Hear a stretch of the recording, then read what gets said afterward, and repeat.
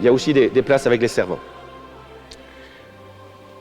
Alors comme dimanche dernier, je n'ai pas commencé mon propos par une petite histoire, je le fais aujourd'hui. C'est l'histoire d'un moine qui a entendu l'appel du Christ à sillonner le monde pour annoncer la bonne nouvelle et vraiment s'appuyer complètement sur la providence. Alors il part, il n'a rien. Il a une petite besace où il a quelques affaires, de quoi manger, et il avance comme cela pour annoncer le royaume de Dieu. Un jour, voilà, il est assis au bord d'une rivière et là, il voit quelque chose qui scintille. Il s'approche, il regarde cette pierre qui est un magnifique diamant, un énorme diamant. Il la trouve jolie, alors il la met comme cela dans sa besace. Quelques jours après, il tombe sur un voyageur qui lui demande de pouvoir faire un bout de chemin avec lui. Alors ils avancent, ils pérégrinent ensemble. Vient l'heure du repas, alors le moine propose de partager les quelques biens qu'il a. Il ouvre sa besace, il sort un morceau de pain, une pomme, quelques fruits. Et là, le voyageur voit cette grosse pierre qui brille dans le sac, dans la besace du moine, et il lui dit « Père, est-ce que tu serais d'accord pour me donner cette pierre qui brille dans ton sac? Toi, tu n'en as pas besoin. » Le moine, avec beaucoup de simplicité, prend la pierre et lui dit « Si tu la veux, je te la donne de bon cœur. » Donc l'homme est tout heureux, son sourire commence à apparaître à son visage. Il voit déjà la richesse, il voit déjà ce changement de vie qu'il va pouvoir vivre. Donc les chemins des deux hommes se séparent. Le problème, c'est que pour ce voyageur, l'inquiétude commence à tomber sur lui. Tous les soirs, qu'est-ce qu'il fait? Il regarde dans son sac pour voir si la pierre est toujours là. Souvent, on s'inquiète facilement. Hein. Peut-être ça vous arrive de vérifier 10 fois si votre porte est bien fermée. Eh bien, c'est la même chose pour lui. Il regarde sans arrêt et puis il regarde tous les autres en disant « celui-là, c'est une tête de voleur ». Et donc, il commence à se méfier de tout le monde, au point où sa vie en devient impossible. Alors, que fait-il? Il rebrousse chemin et il essaye de retrouver le moine. Au bout de quelque temps, il parvient à le retrouver et lui dit « Cher père, je voudrais que tu me donnes quelque chose de beaucoup plus précieux que cette pierre, que ce diamant. Je voudrais que tu m'apprennes ton détachement. C'est-à-dire que tu me donnes cette capacité que tu as eue à me donner avec beaucoup de simplicité, sans regret, cette pierre précieuse. Parce que ça vaut toutes les richesses. » Voilà ce petit récit qui permet en quelque sorte d'éclairer à la fois notre première lecture et finalement aussi notre page d'évangile. Parce que notre homme riche n'a pas encore ce sens du détachement. Cet homme riche, il est vraiment touchant. Et d'ailleurs, il est assez bouleversant dans d'autres pages d'évangile. On le qualifie de jeune, ce jeune homme riche. Il fait tout bien. Enfin, il essaie de tout bien faire. Et on va dire que, d'un point de vue de foi, il est plutôt pas mal. Hein. Il suit les commandements. Il aime le Seigneur et il a été touché par la parole de Jésus. Comme nous tous, hein, si nous venons tous les dimanches à la messe, c'est parce que nous avons été touchés par cette parole. Et donc, mais il en veut plus. Il en veut plus. Et il s'est bien rendu compte que le Christ avait quelque chose en plus.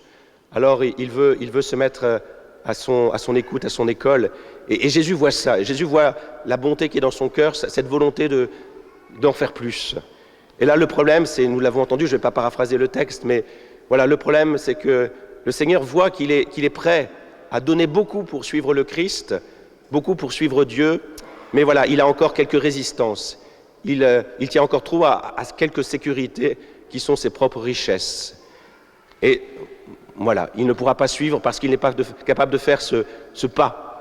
Il y a un dicton qui vient de la tradition orientale qui nous dit « Il est fou celui qui, pour trouver Dieu, abandonne toute sa richesse à l'exception de son dernier sou, parce que c'est avec le dernier sou que l'on trouve Dieu. » Ce que veut nous dire aujourd'hui certainement Jésus dans cette page d'évangile, c'est que se convertir, c'est un retournement radical.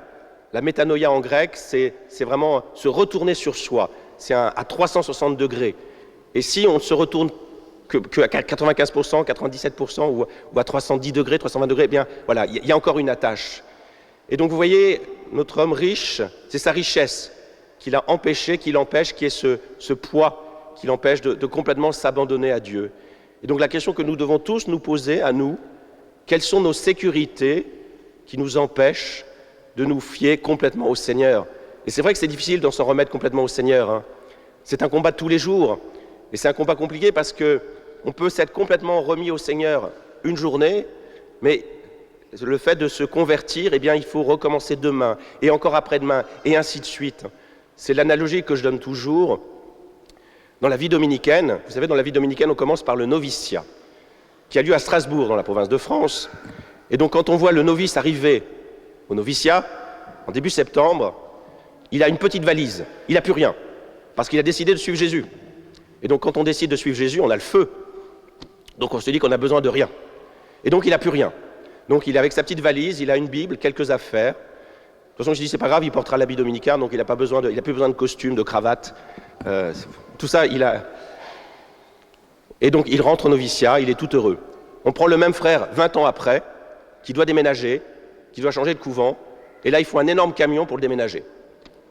Puis la petite valise, mais voilà, parce que au fil des années, eh bien, cette conversion qu'il avait vécue, tous ces dons qu'il avait fait au Seigneur en disant « j'ai plus besoin de rien », eh bien, il se rend compte que le confort est confortable, et que le bien-être, c'est quand même pas mal, et qu'on a besoin de livres, qu'on a besoin de beaucoup de choses, qu'on a besoin d'un ordinateur, qu'on a besoin d'une imprimante, etc. Et vous voyez comment progressivement, on reprend ce que l'on a donné. Et donc voilà, les sécurités, on en a tous. Quelles sont ces sécurités?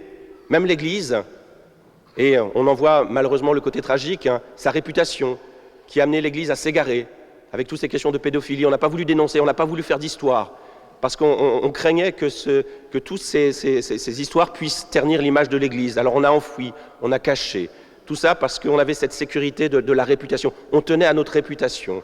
Eh bien, quand on tient trop à notre réputation, on n'écoute plus la parole de Dieu. Relisez cette deuxième lecture, la parole de Dieu qui est comme un glaive, qui est tranchante. Si on lime cette parole, eh bien elle devient fade. Et ce n'est plus la parole de Dieu, et on trahit cette parole de Dieu. Donc quelles sont nos sécurités? Quelles sont vos sécurités? Un intellectuel peut dire aussi comment suivre le Christ. C'est trop simple, c'est pas assez intelligent. J'ai un trou de mémoire sur cet auteur qui est très connu, qui a été ministre de la Culture sous De Gaulle, c'est Malraux, André Malraux, voilà. André Malraux avait cette formule célèbre, il disait, voilà, je serais prêt à aller partout sauf à Jérusalem, parce qu'à Jérusalem, je devrais me mettre à genoux, et je ne peux pas me mettre à genoux. Combien d'intellectuels aussi ont du mal à rentrer dans cette dynamique de l'Évangile, parce qu'ils pensent que ce n'est pas à la hauteur de leur intelligence. Un Christ qui donne comme modèle un petit enfant, non, c'est pas sérieux. Voyez, quelles sont vos sécurités, quelles sont nos sécurités? Il y en a beaucoup. Le pape François, quand il commande cette page d'Évangile, imagine un dialogue. Et j'en suis sûr que ce dialogue, il a pu être vécu dans beaucoup de familles. C'est le dialogue d'un couple qui se dit « Et si on avait un enfant de plus ?» Et là, c'est le grand débat, on dit « Oui, mais un enfant de plus, ça veut dire qu'on ira peut-être moins loin en vacances.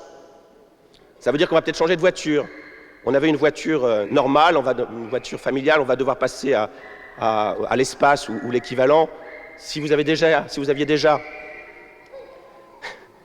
On se dit que les enfants vont crier et que le calme à la maison, il sera peut-être plus forcément là. Vous voyez, on dit donc voilà, si vous aviez déjà un espace ou équivalent, vous allez devoir passer au camion, au gros camion, dire voilà.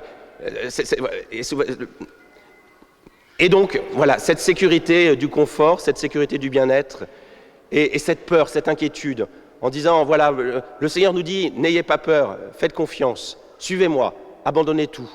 Mais c'est facile à dire, mais c'est compliqué à le faire. Alors il ne s'agit pas d'avoir beaucoup d'enfants, mais c'est le plus un. C'est le plus un que nous demande le Christ pour manifester, pour dire au monde qu'on fait confiance à sa providence, que le Seigneur pourvoit. Et pour peut-être gagner aussi en indépendance par rapport à ses richesses. Parce que ces richesses, c'est un Dieu mammon. Elles exercent sur nous une pression. Et c'est ce que disait le Rabbi Moshe Leib de Sassov, une formule que je trouve très belle. Il disait, le Rabbi Moshe Leib de Sassov, il est facile pour le pauvre de s'abandonner à Dieu. Et pour le riche, c'est beaucoup plus difficile parce que ces richesses sont là, qui lui susurrent à l'oreille « appuie-toi sur moi ». Vous voyez, c'est difficile. Plus on a des biens, plus on a peur de les perdre. Et puis, le problème de ces biens, de ces richesses, c'est quoi? C'est que l'on n'en a jamais assez. Et donc voilà, on est condamné à être inquiet. Alors pour conclure, je redirai ce que j'ai pu dire la fois dernière, c'est que ce que nous invite toujours à faire le Seigneur, à faire Jésus, c'est à nous dire, est-ce que notre vie est dans la logique de ce que nous sommes? Est-ce que notre vie est dans la logique de la vie éternelle? Je crois que c'est très important. La logique de ce que nous sommes, la logique de la vie éternelle, c'est de nous rappeler que nous sommes faits pour Dieu. Il n'y a que Dieu qui peut nous donner cette paix. Cet homme riche, quand il quitte Jésus, qu'est-ce que nous dit le texte? Il est tout triste. Il est tout triste. Notre société marchande nous fait croire que c'est dans la consommation qu'on va pouvoir trouver l'apaisement. Eh bien, l'expérience montre que ça ne marche pas. On possède, mais ça ne répond pas. Tous ces biens matériels ne répondent pas à notre désir, parce que nous sommes faits pour l'infini. Des biens finis, aussi nombreux soient-ils, ne bouclent pas sur l'infini. Vous êtes d'accord? C'est l'exemple que je donne aux jeunes. Vous voulez un magnifique téléphone portable, l'iPhone je ne sais pas combien, on en est au combien? J'en suis sûr que les jeunes savent. L'iPhone, on en est au combien actuellement? 10. Ben vous avez le 10, vous êtes très content, puis il y a le 11 qui sort. Puis quand vous avez le 11, il y a le 12. Chez le Samsung, le S, on en est au combien? 8, 9, 10, enfin qu'importe. Myriam Élise, on en est au combien? 8. Eh bien voilà, on a le 8, on est très heureux, jusqu'au moment où il y a le 9 qui sort. Et là, on se dit, bah non, je suis malheureux, parce qu'il me faut le 9. Vous voyez comment cette société marchande nous propose un bonheur, mais qui procure du plaisir, mais c'est un plaisir éphémère. On n'est pas fait pour ça, on est fait pour Dieu. Et donc il y a une radicalité. Et puis on est fait aussi pour la communion, pour être tous ensemble, voilà, pour se porter mutuellement. C'est ça qui rend heureux. La vie éternelle, c'est quoi la Jérusalem céleste? C'est cette communauté où nous serons tous ensemble, avec les enfants, avec tout le monde, dans cette joie. Cette joie. Regardez, Léonard, il va faire un beau sourire. Ouais, il commence à faire un beau sourire. Et le sourire de Léonard, il est toujours, voilà, on est fait pour cela, on est fait pour cette joie, pour la famille, pour la vie avec le Christ, vie avec Dieu. Et donc, la richesse, qu'est-ce qu'elle fait, la richesse? Elle nous rend égoïstes. Quand on pense à notre confort, on a peur, on dit, ah non, si on fait ça, on va perdre un peu de confort. Ça nous replie sur nous-mêmes. Accueillir des personnes étrangères, oui mais non. Ben non, parce que ça va être compliqué. Non. Vous voyez comment la richesse matérielle nous rend égoïstes, nous replie sur nous-mêmes, nous rend tristes. Eh bien, demandons cette grâce au Seigneur, parce que nous avons vraiment besoin de cette grâce, de vraiment nous convertir, de dire, Seigneur, donne-moi cette force de te mettre en premier. Qu'avait dit Jeanne d'Arc? Dieu, c'est allez-y, Dieu, premier servi. Dieu, premier servi. Eh bien, si vous voulez que tout le reste trouve sa juste place, qu'est-ce qu'il faut mettre au cœur de votre vie? Allez-y, c'est Dieu. Dieu premier servi. Si je mets Dieu au centre de ma vie, tout le reste trouve sa juste place. Les autres, mes frères, ma liberté, je suis libre. Dieu est celui qui m'a donné la liberté et qui me permet de vivre librement. Alors demandons cette grâce de pouvoir mettre Dieu au centre de notre vie, de nous convertir et d'avoir cette joie d'une vie donnée, cette joie d'une vie qui accueille la vie. Amen.